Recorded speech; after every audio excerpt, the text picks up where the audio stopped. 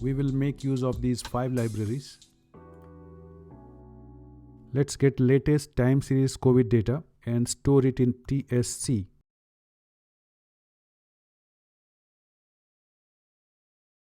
And we'll get data on confirmed cases. So there's a variable column country.region. So let's specify US.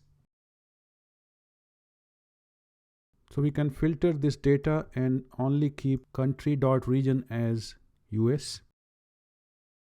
So now we have data only for US, and we have data starting from January 22nd, 2020.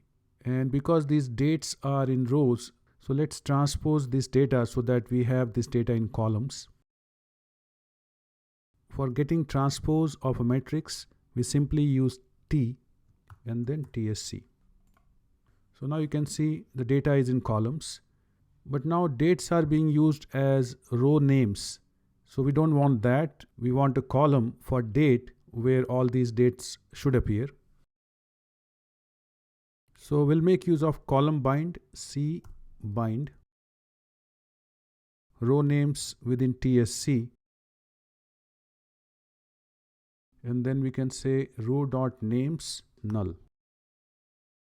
So once we run this, you can look at TSC again. Now instead of dates being row names, we have a column for row names as well as TSC. I'm going to change these names because they look odd. So we can change column names using column names. First column we can name as date, and second column confirmed. So you can see now the names are changed. We can also remove first 4 rows. We will use minus to remove, and the rows we are specifying are rows 1 to 4. So you can see now we only have dates and confirmed cases. Another thing to note is the date format is year, month, and date. So let's specify that.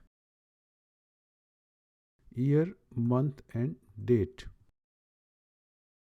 If you look at structure of TSC, it tells us that the first column or first variable is date and it is in date format.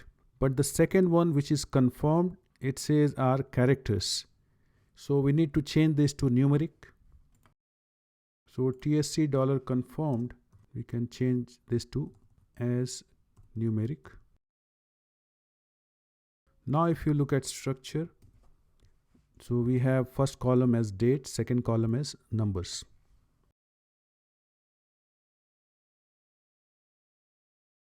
So we'll do a quick plot. Date and confirmed are the 2 variables. Our data is TSC. We can also give a main title. So this is what we have right now. The confirmed column is basically cumulative numbers. So it gives a total at any specific date. So let's store dates in DS and confirmed cases or response in Y. And then we can create a data frame DF with these 2 variables. So we'll store results in M, and the package we are using is Prophet, and our data is in DF. So we get a message that it has disabled yearly and daily seasonality. We have data only from mid-January to about mid-May. We don't have a lot of data to capture seasonality, so it has been removed.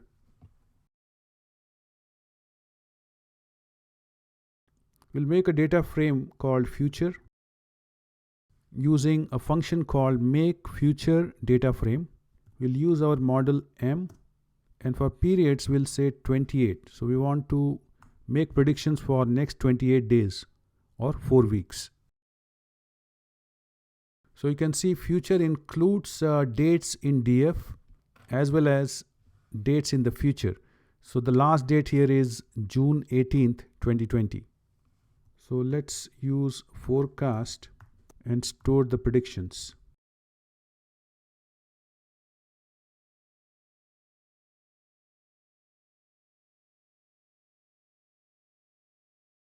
So we can plot forecast using plot function. So you can see that at this point we have over 1.5 million cases as of May 21st, and by the middle of June we are expected to have about 2.5 million cases. To make this plot interactive, we can make use of dYplot. So as of May 21st, 2020, we have actually about 1.58 million cases, and the prediction based on this model is about 1.59 million cases, which is very close. It also gives a confidence band, so obviously it could be slightly higher or lower. These predictions are valid assuming that the current conditions continue. So this interactive plot also helps us to focus on any specific range of dates. So we'll use profit plot components. So this gives us two plots. So the top one is the one we already saw. This plot basically shows number of confirmed cases are on an average on the lower side on Wednesdays. Fridays and Saturdays numbers are bigger. This pattern will not come because of the pattern observed in the illness. So this pattern is more artificial. So note that there is a difference between reality and the data. So not every COVID case may be reported, checked and then confirmed. And also sometimes there could be lag due to either reporting or data entry. So these fluctuations basically reflect those processes that are being used for either reporting of COVID cases or the processes that are in place for checking COVID cases. So this doesn't mean that people have a higher risk of getting infected by COVID on Friday or a Saturday. So let's use PRED to store predicted values. We'll make use of the forecast that we used.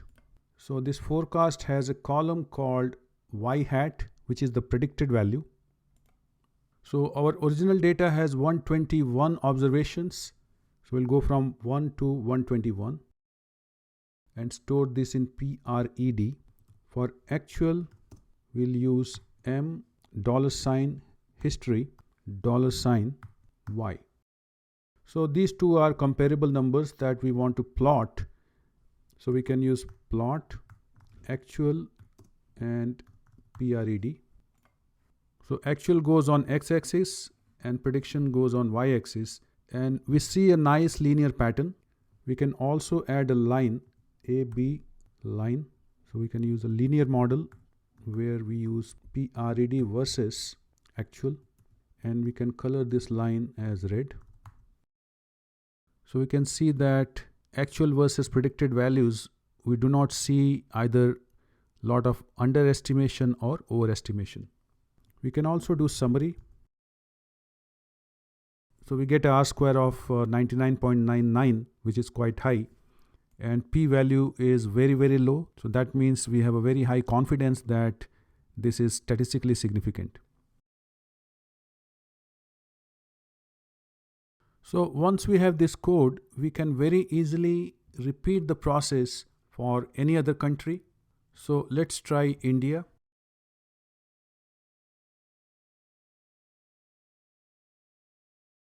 So in India, the reported confirmed cases usually spike on a Thursday that we see, and Fridays and Saturdays, the reported numbers look smaller. This actual versus predicted plot is not as linear as we saw for United States.